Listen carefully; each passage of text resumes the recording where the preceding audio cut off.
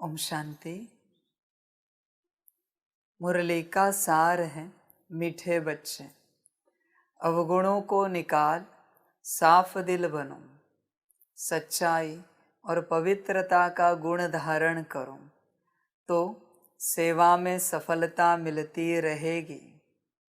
बाबा कहते हैं मीठे बच्चे, अवगुणों को निकाल साफ दिल बनो। बच्चे अपने अंदर अवगुणों को चेक करो। चलो कलयुग है, तुम गुणों को नहीं चेक कर सकते, हर्जा नहीं, पर अवगुणों को तो चेक कर सकते हो ना, कि तुम्हारे अंदर क्या क्या अवगुण है पता पड़ सकते हैं ना। तुम्हें तुरंत दिखेंगे कलयुग में। अगर तुम्हें लगता है तुमने कोई गुण धारण नहीं किए हैं, हर्जा नहीं, पर क्या क्या अवगुण अंदर है वो तो चेक करो।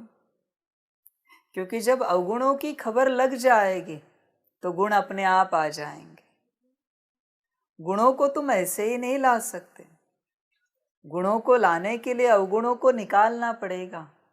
कोई एक जगह खाली करनी पड़ेगी, तब वह भर सकते हैं।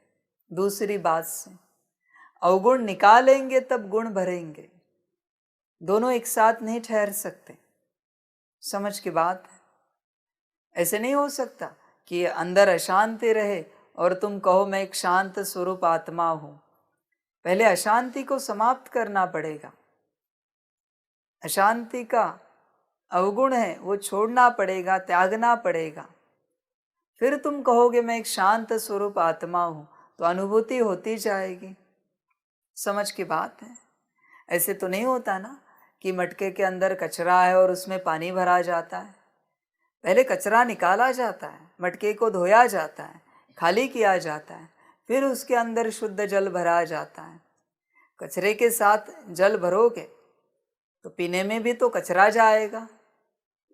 इसलिए पहले सफाई की जाती, क्लीनिंग की जाती, फिर गुण भरे जाते। क्लीनिंग करना कोई बड़ा कार्य नहीं है, बहुत आसान कार्य है, बहुत आसान। भले चार्जिंग करने में, गुण भरने में समय लगता हो, लेकिन क्लीनिंग में समय नहीं लगता। समझ की बात। जैसे तुम्हें पता पड़ा ये अवगुण तुम्हारे अंदर है, वो समाप्त हो जाता है, क्लीन हो जाता है।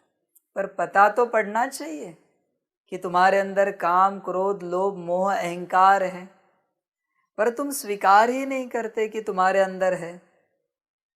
अगर स्वीकार नहीं करोगे तो वो निकलेगा कैसे? डॉक्टर को बताओ तो सही कि तुम्हारे अंदर बीमारी है। जैसे बता दिया बीमारी निकाल देगा डॉक्टर। तुम खुद ही तुम्हारे डॉक्टर हो, कोई और डॉक्टर नहीं है। बाबा तुम्हें गाइड कर रहा है कि सर्जरी कैसे करनी है। मुख्य सर्जन साथ में खड़ा है, पर तुम्हें ही तुम्हारी सर्जरी करनी है, तुम्हें ही तुम्हारा ऑपरेशन करना है। बाप नहीं करेगा। बाप बस ज्ञान देता है ऑपरेशन करने का, सर्जरी करने का। इसलिए तुम ही तुम्हारे डॉक्टर हो। तुम्हें खुद को ही पता होना चाहिए तुम्हारे अंदर क्या बीमारी है। बस पता चला बीमारी निकल गई, समय नहीं लगेगा बीमारी निकालने में।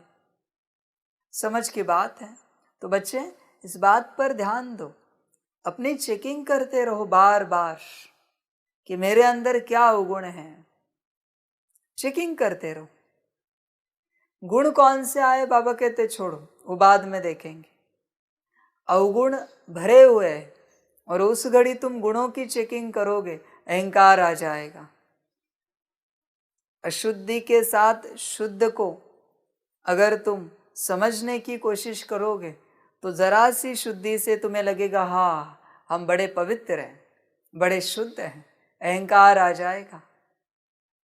इसलिए अवगुणों के साथ गुणों की चेकिंग नहीं करना, पहले अवगुणों को समाप्त करना, तुम्हें गुण अपने आप दिखेंगे। कचरा निकालने के बाद पानी स्वच्छ है ये अपने आप दिखेगा और उसका अनुभव भी करेंगे। पानी पी के प्यास बुझ जाएगी। स्वच्छता अनुभव होगी। समझ की बात है। तो बच्चे एकांत में बैठकर चेक करो मेरे अंदर क्या क्या अवगुण हैं। दुनिया में ऐसा कोई व्यक्ति नहीं है जो कह सके मैं अवगुणी हूँ। रावण को भी लगता होगा कि मैं गुणवान हूँ, मैं श्रेष्ठ हूँ। किसी को नहीं लगता कि उसके अंदर कोई अवगुण है। जैसे कि हर किसी को यही लगता है कि मैं गुणवान हूँ, गुणवान ही लगते हैं उसको। हर कोई अपने आप को अनुभव होते कि मैं गुणवान हूँ। दूसरे अवगुणी दिखते हैं, दूसरे अवगुणी दिखते हैं और खुद गुणवान लगते हैं। ऐसे होता है। इसलिए बाबा कहते हैं चेकिंग करो और अवगुणों को समाप्त करो। है इसीलिए तो बाबा कह रहे हैं, नहीं होते तो बाबा क्यों कहता है। तो बाबा कहते हैं मीठे बच्चे अवगुणों को निकाल साफ दिल बनो। जैसे अवगुणों को निकाल दिया साफ दिल बन गए। बनने में समय नहीं लगता। साफ दिल, सच्चाई और पवित्रता का गुण धारण करो। देखिए दो गुण महत्वपूर्ण है, एक सच्चाई और दूसरा पवित्रता। ये दो गुण जब तुम धारण करोगे अवगुणों को निकाल कर, तो सेवा में सफलता मिलती रहेगी। बच्चे सेवा में सफलता चाहते हैं ना, तो सच्चाई और पवित्रता, इन दो गुणों के बिगर सेवा में सफलता नहीं मिल सकती। समझ की बात है। तुम अपवित्र रहकर सेवा में सफलता कैसे प्राप्त कर सकते हो। मैं तो पवित्रता की दुनिया ला रहा हूँ, सतयुग ला रहा हूँ, जहाँ अपवित्रता का नाम निशान नहीं। अपवित्रता मना सिर्फ ब्रह्मचर्य की बात नहीं है, काम विकार की बात नहीं है। हर रूप से किसी के प्रति तुम्हारी वृत्ति अशुद्ध है, मना तुम अपवित्र हो। किसी के लिए तुम अशुद्ध विचार दूसरों के सामने रखते हो या खुद करते हो, मना तुम अपवित्र हो। किसी के लिए गलत दृष्टि है। गलत दृष्टि माना सिर्फ काम विकार की दृष्टि नहीं होती। गलत दृष्टि माना ये ठीक नहीं है व्यक्ति, वो ठीक नहीं, ये ऐसे ही, वो वैसे ही। ये गलत दृष्टि है तुम्हारी उनके ऊपर, अपवित्रता है। किसी के लिए गलत बोल है, फिर वो मनुष्य के लिए हो, आत्मा के लिए हो, जीव के लिए हो, प्रकृति के लिए हो, तत्वों के लिए हो या ड्रामा के लिए हो। तुम्हारे मुख से गलत बोल निकलते माना तुम अपवित्र हो। ध्यान में रखना, पवित्रता को सिर्फ ब्रह्मचर्य से नहीं बांधना, इन सारी बातों को भी चेक करना। और रहे कर्म की बात, तुम्हारे गलत कर्म हो रहे किसी को लेकर, अपवित्रता है अंदर। समझ की बात, तुम कायदों में चलते हो, मना तुम पवित्र हो। इस कर्मों की परिभाषा बहुत बड़ी है, पवित्र कर्मों की परिभाषा। तुम अगर ऐसे उठ बैठ रहे हो जिससे किसी को तकलीफ नहीं है तुम्हारे उठने बैठने से, मना तुम पवित्र हो। तुम्हारे बैठक से, उठने बैठने से किसी और को तकलीफ हो रही, मना तुम अपवित्र हो। समझ की बात है।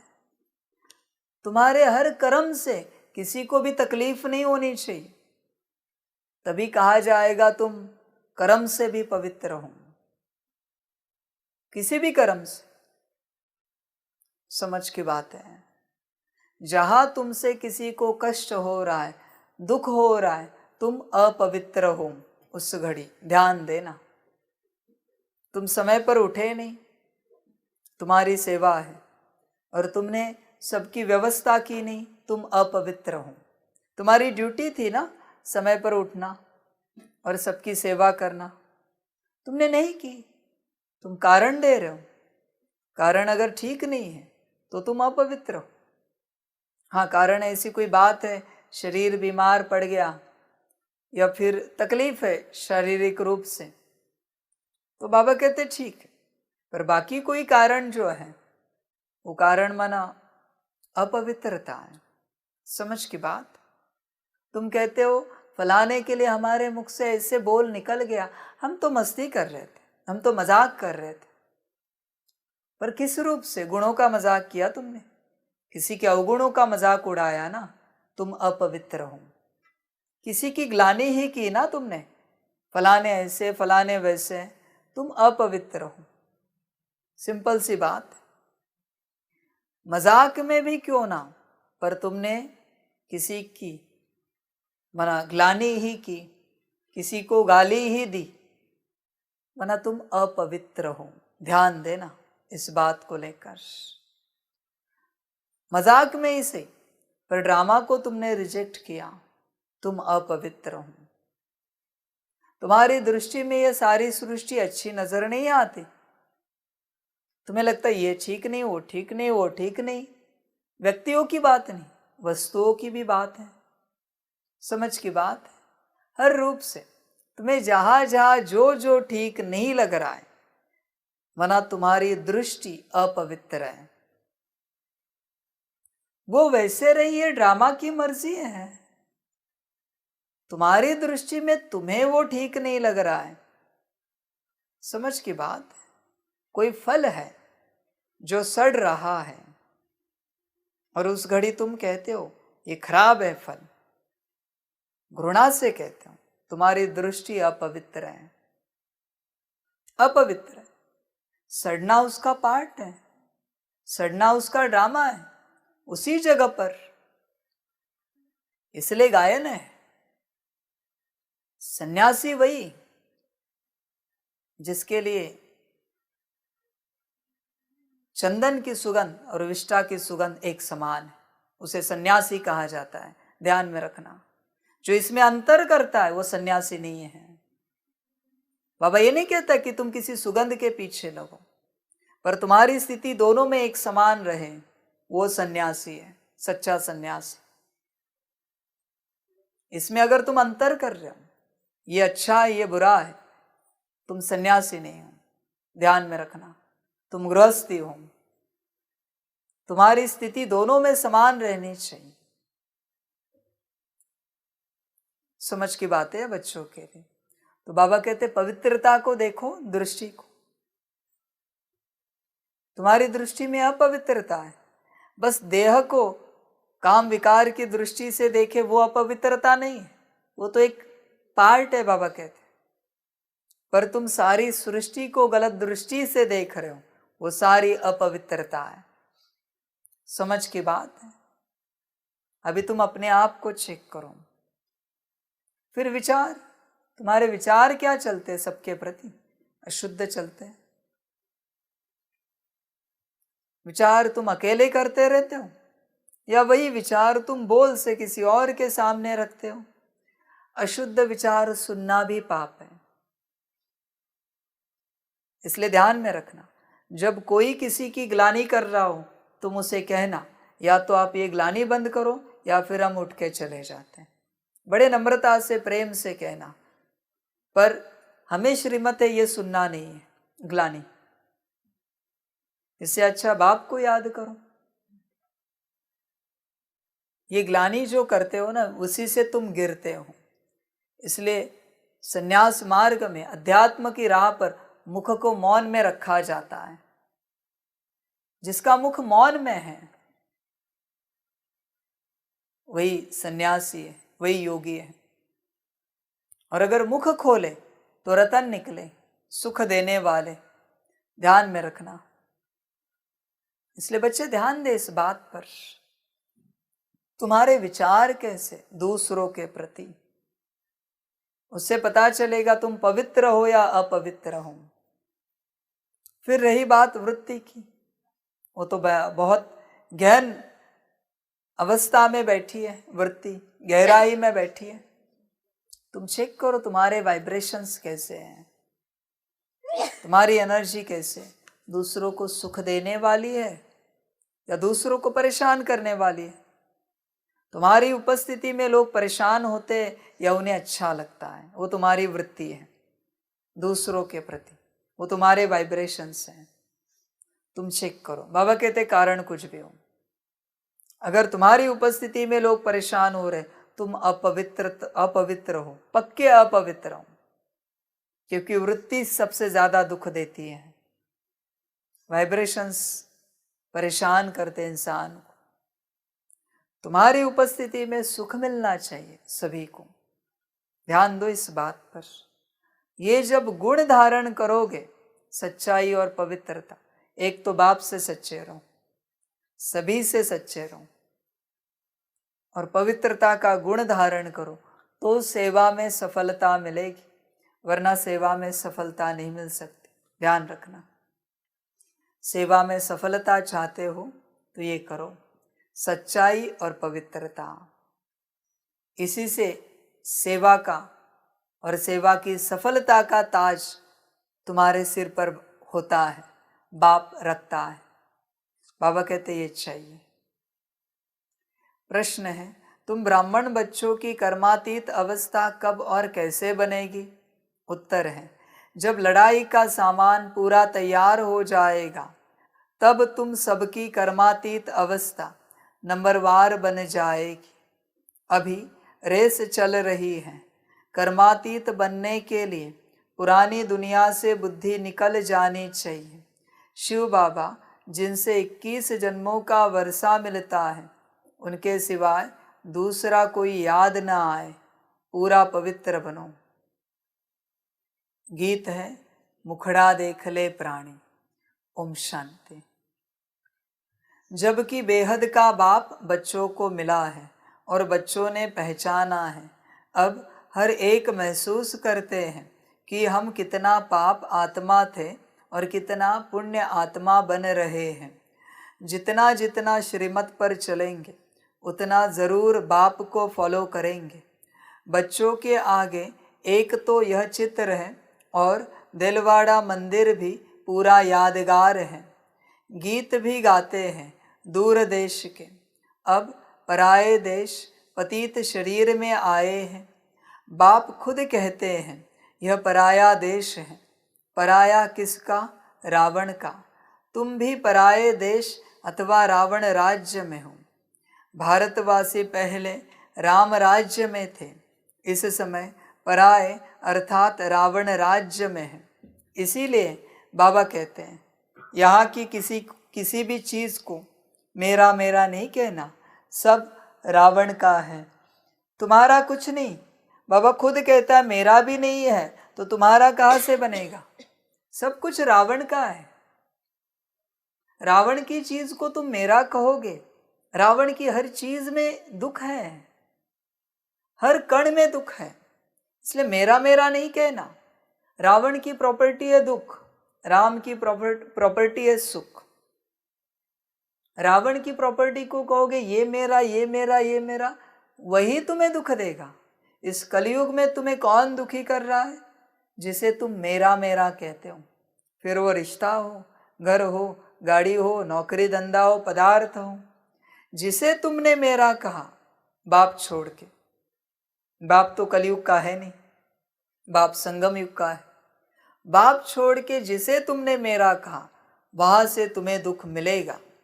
और तुम कहो ना कहो मेरा, पर तुम जिसे मेरा मानते हो मन ही मन, बुद्धि में, संस्कारों में पकड़ के रखा है ये मेरा मेरा मेरा, दुख निश्चित है। बाबा कहते लिख के लो, रावण राज्य है, दुख मिलना ही है। दुख से कोई छूट नहीं सकता। यहाँ पर जो मेरा कहेगा वो डूबेगा। शरीर को भी, तन को भी मेरा नहीं कह सकते। भल तुम उसे सेवा में इस्तेमाल कर रहे हो, निमित्त बना के चला रहे हो, पर इस तन को भी तुम्हारा ही तन है, मेरा नहीं कह सकते। तन को मेरा कहा कि उस तन में बीमारियां शुरू हो गई, ध्यान में रखना। मन को मेरा कहा कि मन अस्वस्थ होगा, चंचल होगा।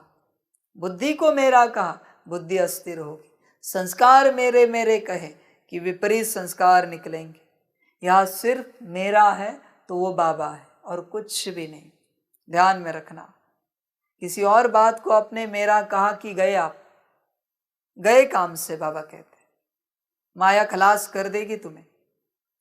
इसलिए बच्चे कहते नहीं कुछ, बच्चे पर मन में पकड़ के रखा है ये मेरा ये मेरा। बाबा ऐसे उठा के ये चीज किसकी है? बच्चे कहेंगे हाँ मेरी मेरी है बाबा, है ना मेरापन। बस माया को वही धागा चाहिए, मेरेपन का धागा चाहिए। मेरेपन से माया तुम्हें मैंपन के देह अहंकार में लेके आती है। तुम यहाँ प्रकृति को मेरा कहे कि देह अभिमान में फंस गए, इसलिए सिर्फ बाबा को कहना मेरा, बाकी कोई मेरा नहीं। बाकी किसी चीज को मेरा कहा कि तुम मरा, मेरा मना मरा माया के हाथों। मेरा कहना है सिर्फ बाप को कहना। समझ की बात है। पराया देश है, पराया राज्य है। अभी जैसे बाबा कहते यहाँ बैठे, कह सकते हैं स्थान को ये हमारा है, नहीं, पता है हम मेहमान हैं, किसी और का है दुनियावी हिसाब से। उसी प्रकार बाबा कहते हैं तुम जहां भी रहते हो, तुम्हें किसने कहा? कागज पर बल तुम्हारा नाम है, पर कहा किसने ये तुम्हारा है? किसी और का नाम ट्रांसफर होके तुम्हारा नाम लग गया है। तुम्हारा नाम ट्रांसफर होके फिर किसी और का नाम लगेगा। ध्यान में रखना, यह तुम्हारा कुछ भी नहीं है। शरीर भी मिट्टी में चला जाएगा, राख बन जाएगा, मिट्टी बन जाएगा। शरीर तुम्हारा नहीं तो बाकी क्या तुम्हारा है? यहाँ पर किसी और से तुमने लिया है, ये तुम्हारा नहीं है, किसी और को देना पड़ेगा। नहीं दे सकते तो विनाश काल में चला जाएगा, पर यहाँ तुम्हारा कुछ भी नहीं सिवाय बाप के। ध्यान में रखना। और कभी कल्पना में भी नहीं लाना कि ये मेरा, ये मेरा, ये मेरा, गिर जाओगे। सिर्फ बाप है तुम्हारा। दुर्गति में नहीं जाना, बाबा कहते सदगति में रहना। जिसने ये कहा, माना, समझा, अनुभव किया कि मेरा तो एक शिव बाबा, दूसरा न कोई, उसी की सदगति हो सकती है, बाकी सबकी दुर्गति होगी। ध्यान में रखना। ये रावण राज्य है, हमारा कुछ नहीं। शिव बाबा तो विचार सागर मंथन नहीं करते, यह ब्रह्मा विचार सागर मंथन कर समझाते हैं कि यह जो जैनी लोग हैं उनका यह दिलवाड़ा मंदिर है, यह जो चैतन्य होकर गए हैं उनका ही जड़ यादगार है। आदि देव आदि देवी भी बैठे हैं, ऊपर में स्वर्ग है। अब अगर जो उन्हों के भगत हैं उन्हों को ज्ञान मिले तो अच्छी तरह समझ सकते हैं कि बरोबर नीचे राजयोग की शिक्षा ले रहे हैं। ऊपर में भी प्रवृत्ति मार्ग, नीचे भी प्रवृत्ति मार्ग। कुंवारी कन्या, अधर कन्या का चित्र भी है, अधर कुमार और कुमार भी है। तो मंदिर में आदिदेव ब्रह्मा भी बैठा है और बच्चे भी बैठे हैं। अब तुम समझ गए हो कि ब्रह्मा सरस्वती ही राधे कृष्ण बनते हैं। ब्रह्मा की आत्मा का बहुत जन्मों के अंत का जन्म है। यह बाप और बच्चों का यादगार है। ऐसे तो नहीं 1000 लाख चित्र रखेंगे, मॉडल में थोड़े चित्र रखे जाते हैं। यह है जड़ और हमारा है चैतन्य। जिन्होंने कल्प पहले भारत को स्वर्ग बनाया है उन्हों का यादगार है। जगत अम्बा, जगत पिता और उनके बच्चे हैं। मेजॉरिटी माताओं की होने कारण बी के नाम लिख दिया है। मंदिर में भी कुंवारी कन्या और अधर देवी है। अंदर जाएंगे तो हाथियों पर मेल्स के चित्र हैं। यह सब बातें तुम बच्चे ही समझ सकते हो। तुम अभी साफ दिल बनते हो, आत्मा से अवगुण निकाल रहे हो। तुम्हारी मम्मा किसको समझाती थी तो उनको तीर लग जाता था, उनमें सच्चाई, पवित्रता थी। बच्चे इस बात को समझो, इस बात को समझो कि मम्मा में सच्चाई और सफाई थी, इसके कारण तीर लगता था। बच्चे समझे इस चीज को। सच्चाई और पवित्रता के कारण तीर लगता है। सच्चाई, सफाई, पवित्रता। वरना तुम किसे भी ज्ञान समझाओ, समझ में नहीं आएगा अगर सच्चाई नहीं है तो। समझ की बात है बाबा कहते हैं, सच्चाई चाहिए, पवित्रता चाहिए। अगर किसी को ज्ञान देना है, समझाना है ध्यान से, तो तुम्हें लगता है तुम एक बार ज्ञान दो और कोई सामने वाला समझ जाए, तो सच्चाई और पवित्रता चाहिए। पवित्रता के बल के बिगर ये विश्व परिवर्तन का कार्य नहीं हो सकता, ध्यान में रखना। पवित्रता चाहिए, वो भी वृत्ति, विचार, दृष्टि, बोल और कर्म में। सिर्फ ब्रह्मचर्य की बात नहीं है, सभी की पवित्रता चाहिए बाबा को। अंश मात्र भी अशुद्धता हो, तुमसे मैं विश्व कल्याण का कार्य नहीं कर सकता, ध्यान में रखना। अंश मात्र भी, इस दुनिया में एक कण के लिए भी तुम्हारे मन में अशुद्धि है, मैं तुम्हें निमित्त नहीं बना सकता विश्व परिवर्तन के कार्य में। एक कण में भी, एक कण के लिए भी अशुद्धि है तुम्हारे मन में। आत्मा तो छोड़ दो, बाबा कहते दुनिया में जितनी आत्माएं, जितने मनुष्य हैं, उनमें से किसी एक मनुष्य के लिए भी नफरत है तुम्हारे मन में जरा भी, फिर भी मैं तुम्हें निमित्त नहीं बना सकता विश्व परिवर्तन के कार्य के लिए। ध्यान रखना, जब सभी के प्रति पूरा पूरा स्नेह, प्यार, प्रेम होगा, पूरा पूरा 100%, जितना बाप के लिए उतना सभी के लिए, तब ही तुम निमित्त बन सकोगे विश्व परिवर्तन के कार्य में।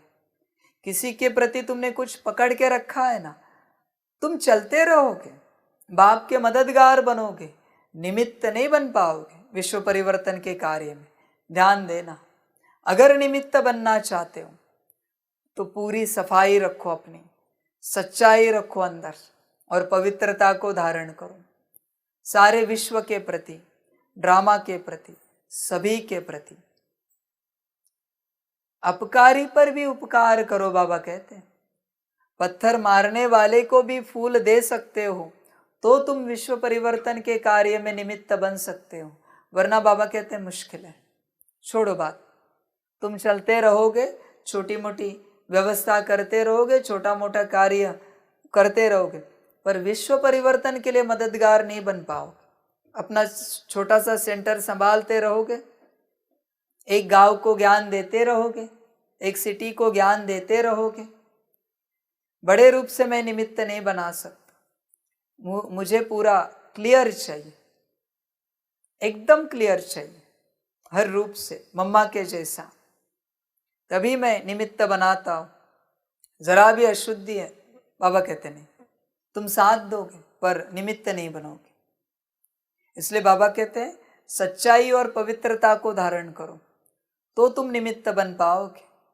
उनमें सच्चाई, पवित्रता थी भी कुमारी।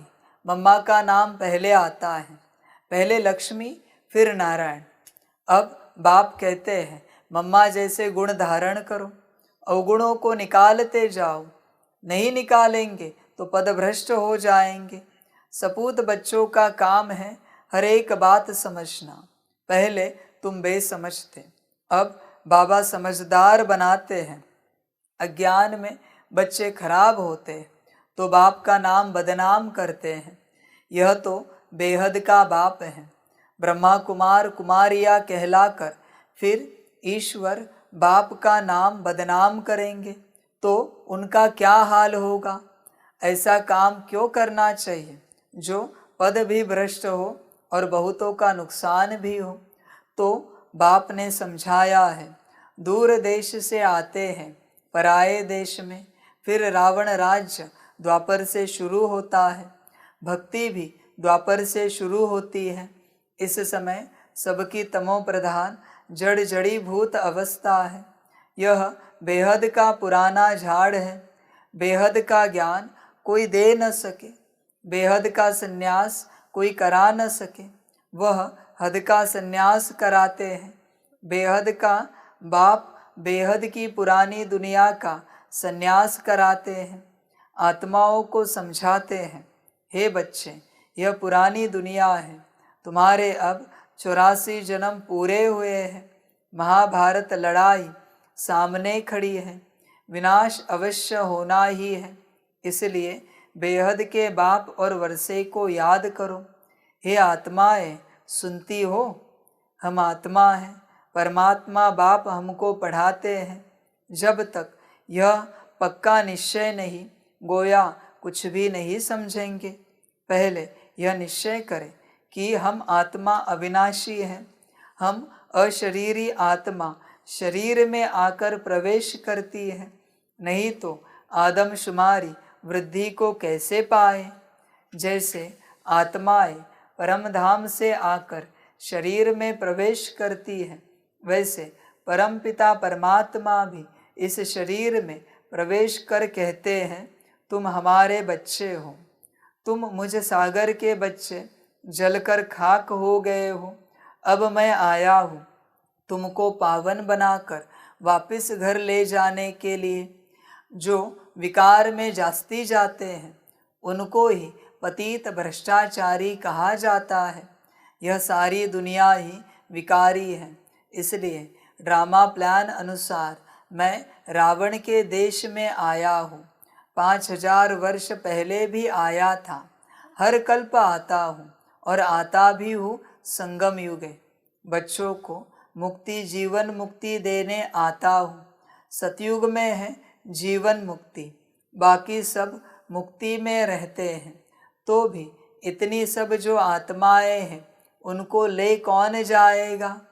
बाप को ही लिबरेटर और गाइड कहा जाता है। बाप ही आकर भक्तों को भक्ति का फल देते हैं। तुम ही पुजारी से पूज्य बनते हो। बाबा कोई और तकलीफ नहीं देते। दिलवाड़ा मंदिर में चित्र बरोबर ठीक है। बच्चे योग में बैठे हैं, उन्हों को शिक्षा देने वाला कौन है। परमपिता परमात्मा का चित्र भी है। शिव बाबा ब्रह्मा द्वारा सतयुग की स्थापना कर रहे हैं। यहाँ भी चित्र में देखो, झाड़ के नीचे तपस्या कर रहे हैं।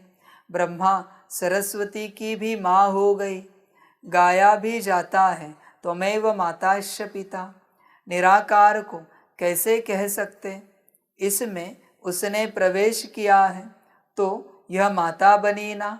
सन्यासी तो निवृत्ति मार्ग वाले हैं। अपने मुख से कहते हैं कि यह हमारे फॉलोअर्स हैं। वे कहते हैं हम फॉलोअर्स हैं।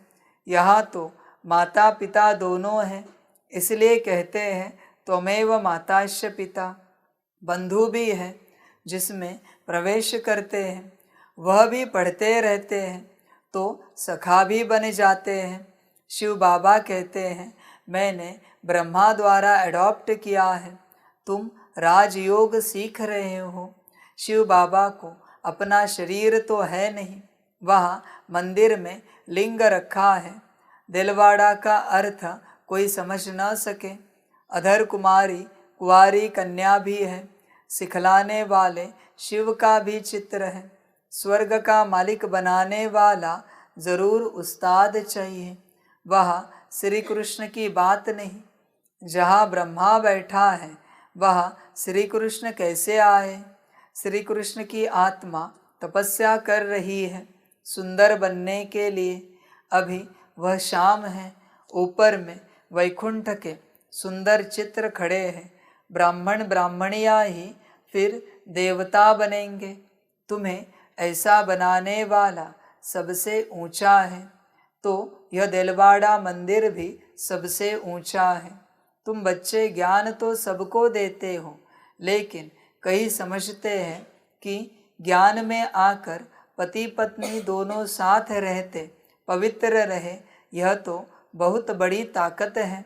परंतु यह नहीं समझते कि यह सर्वशक्तिमान बाप की ताकत है। बाप देखो स्वर्ग की कितनी भीति देते हैं। बच्चे पवित्र बनो तो स्वर्ग के मालिक बन जाएंगे। समझ की बात है। जो बच्चे पवित्र रहना चाहते हैं, हर रूप से जितने बाबा ने अभी बताए, बाप सब में ताकत देने के लिए तैयार है। पर एक कदम तो उठाओ। तुम कदम उठाओगे तो मैं मदद करूंगा ना। समझ की बात है। हिम्मत है बच्चे, मदद दे बाप। पर बच्चे हिम्मत तो करे, एक कदम उठाए, बाप 1000 कदमों से मदद कर देगा। पर बच्चे ही नहीं छूटना चाहते अपवित्रता से, तो बाप क्यों जबरदस्ती छोड़े या उनको निकाले वहां से। बच्चे एक कदम तो उठाओ, एक पत्र तो लिख के दो, किस रूप की पवित्रता तुम धारण करना चाहते हो, फिर देखो मैं कराता हूं या नहीं कराता हूं, पर दिल से लिखो, सच्चाई से लिखो, ऐसे नहीं ऊपर ऊपर से नहीं लिखना, समझ की बातें हैं। बच्चे पवित्र बनो तो स्वर्ग के मालिक बन जाएंगे, माया के तूफान तो बहुत आएंगे। बाप कहते हैं बच्चे तुम कितना फर्स्ट क्लास थे, तुमको क्या हो गया। बाबा झट बताएंगे इस समय ब्राह्मणों की माला में नंबरवार कौन कौन है, परंतु सब कायम नहीं रहेंगे। कमाई में दशाएं बैठती है ना, किसको राहु की दशा बैठती है तो फिर छोड़ चले जाते हैं पुरानी दुनिया में। कहते हैं हमसे मेहनत नहीं होती, बाबा को याद नहीं कर सकते। दो प्रकार के बच्चे, किस पर राहु की दशा बैठती है तो ज्ञान छोड़कर चले जाते, और दूसरे बच्चे अभी लोक लाज के कारण ज्ञान नहीं छोड़ सकते तो वहां ही रहते लेकिन करते कुछ नहीं। ये भी जैसे मर गए दूसरे बच्चे, वहां ही रहते बाप के साथ, लेकिन मरे हुए मुर्दा जैसे, न श्रीमत पर चलेंगे, न मुरली सुनेंगे, न योग करेंगे, बस मुर्दा जैसे चलते रहेंगे। न बाप को समझेंगे, न अपने को समझेंगे, न योग करेंगे, न बाप से योग लगाएंगे, कुछ नहीं करेंगे, बस चलते रहते, खाते पीते रहते। लगता है कि अभी सफेद वस्त्र पहन लिया, अभी अगर ज्ञान छोड़ दिया तो लोग क्या कहेंगे। इससे अच्छा यही रहते ऐसे बच्चे। और कोई एक बच्चे हैं जो छोड़ के चले जाते हैं, समझ की बात है। देखिए इसमें उल्टी बातें बताते हैं, सीधी समझना। जो हिम्मत करके छोड़ के गया ना, उन्हें वापस बाप लाएगा, ये बाप की जिम्मेवारी है, बाप के वचन है। पर जो रुके हैं और कुछ नहीं कर पा रहे, वो छोड़ के चले जाएंगे, माया उन्हें निकाल देगी, ध्यान में रखना। उन्होंने दिल साफ रखी ना अपनी, जो छोड़ के गए कि नहीं जमता हमसे, नहीं हो रहा है हमसे, हम छोड़ रहे ज्ञान। सच्ची दिल रही ना, फिर भी जो है जैसे है सच्चे रहे ना, छोड़ दिया ना ज्ञान को। बाबा ये नहीं कहता कि तुम ज्ञान छोड़, उल्टा नहीं समझना, पर वो जो है जैसे बाप के सामने सच्चे रहे। और तुम हो, एक लेटर भी लिख के नहीं दे सकते कि बाबा हमें ये सहन नहीं हो रहा है, ये हमसे नहीं हो रहा है, वो नहीं हो रहा है, हम मुरली नहीं कर पा रहे, अमृत वेले नहीं उठ पा रहे, योग नहीं हो रहा है। बाप कहता है ना मैं बैठा हूं ना करने के लिए, पर तुम मुझसे सच्चे रहते ही नहीं, तुम्हारा पत्ता 100% कट होगा, ध्यान में रखना, क्योंकि तुम मुझसे सच्चे नहीं रहते। वो सच्चे रहे, कह कि नहीं हमसे होता, हम ज्ञान छोड़ रहे।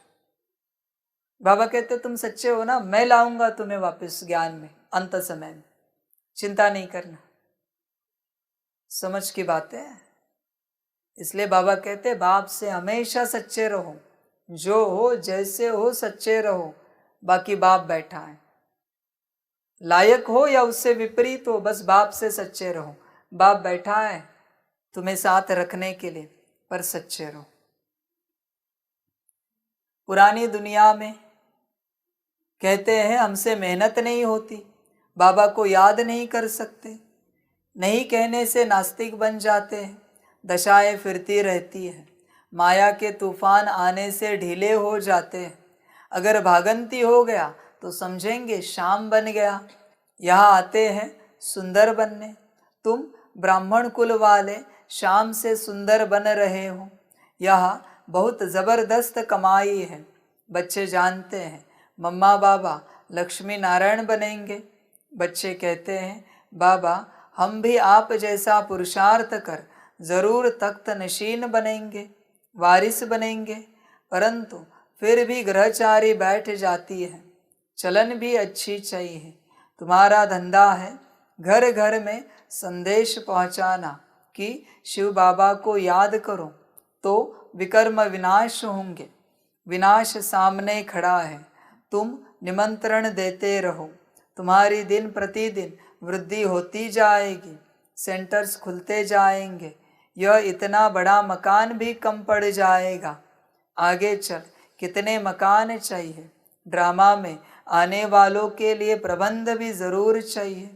बच्चे अपने लिए सब कुछ कर रहे हैं तो बच्चों को बेहद की खुशी होनी चाहिए, परंतु माया घड़ी घड़ी बुद्धियोग तोड़ देती है, अभी माला बन नहीं सकती, अंत में रुद्र माला बनेगी, फिर विष्णु की माला बन जाएगी।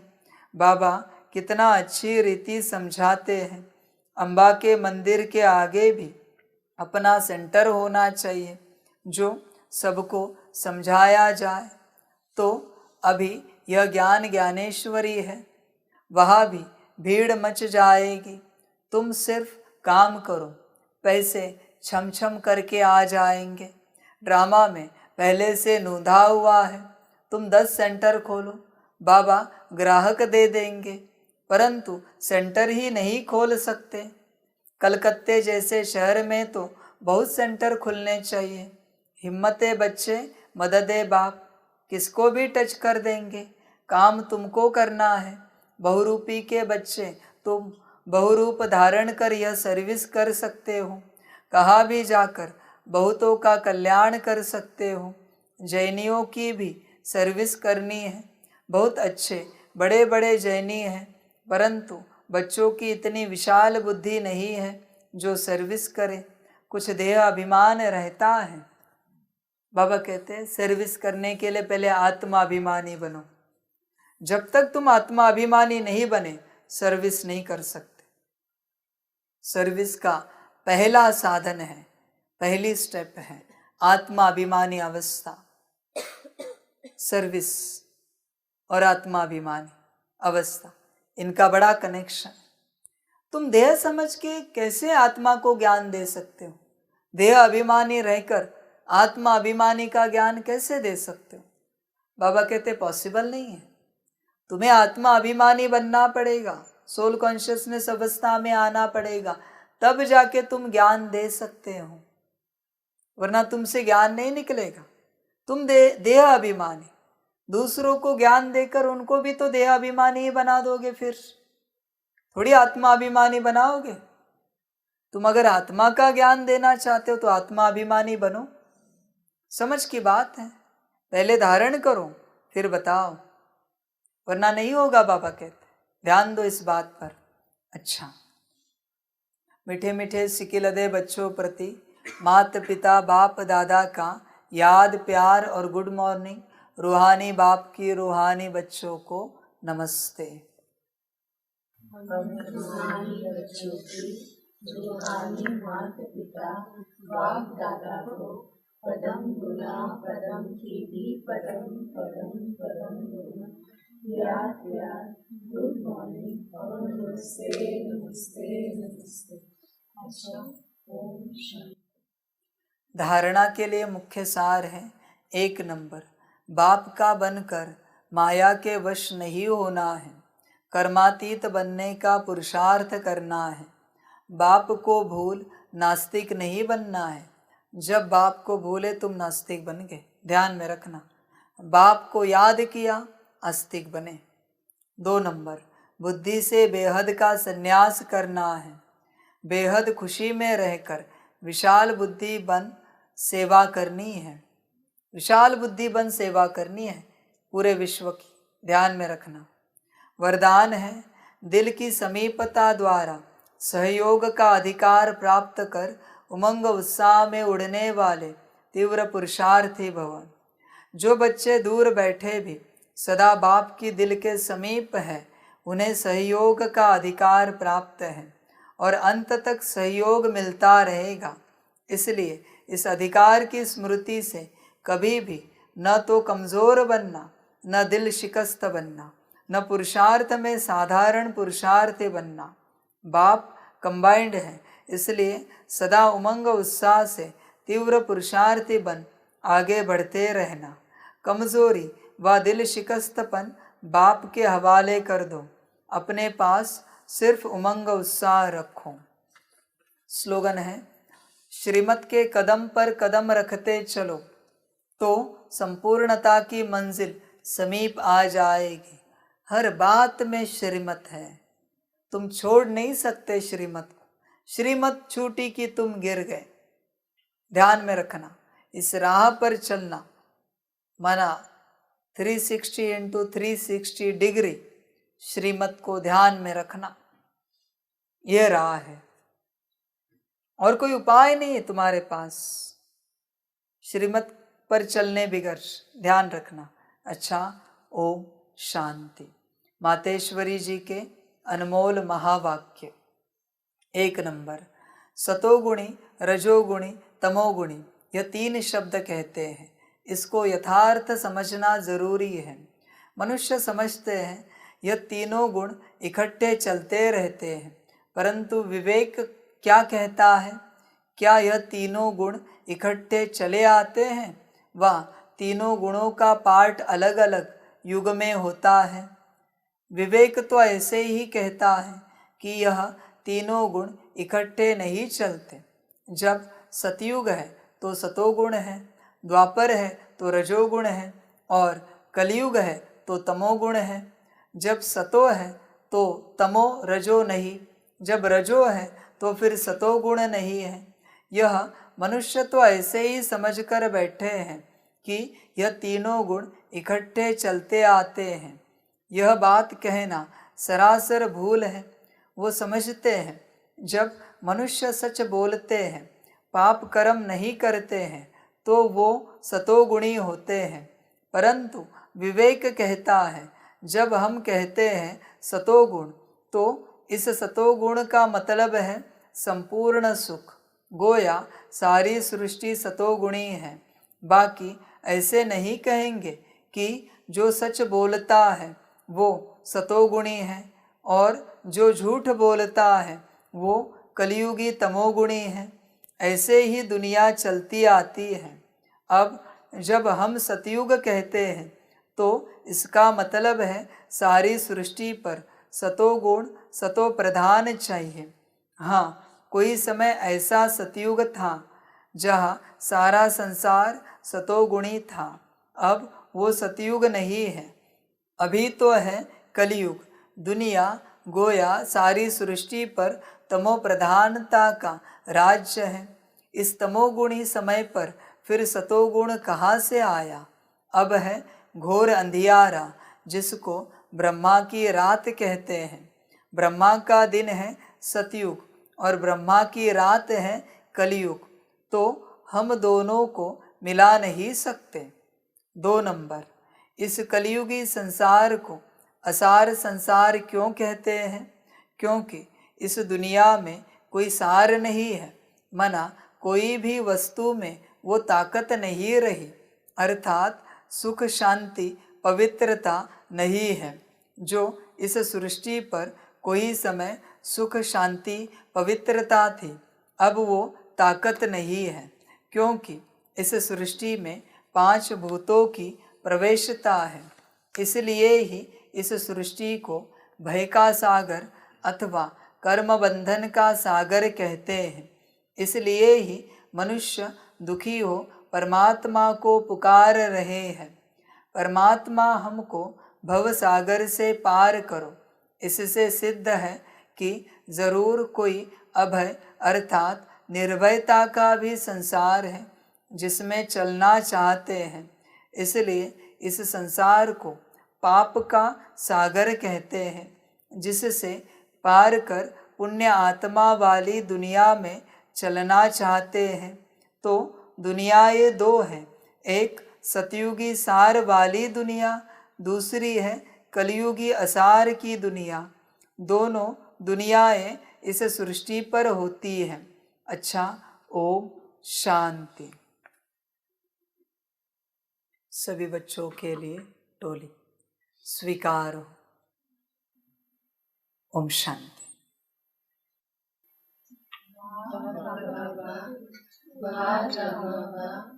वाहे मैं आत्मा वा, वाहे मेरा भाग्य वा, वाहे मेरा ईश्वरीय परिवार वा, बाहरी में स्वराज्य अधिकारी आत्मा हो। अच्छा, ओम शांति। मेरा बाबा, मीठा बाबा, प्यारा बाबा, पदम गुना पदम गुना पदम गुना, शुक्रिया बाबा, शुक्रिया बाबा, शुक्रिया। अच्छा, ओम शांति। ओम शांति।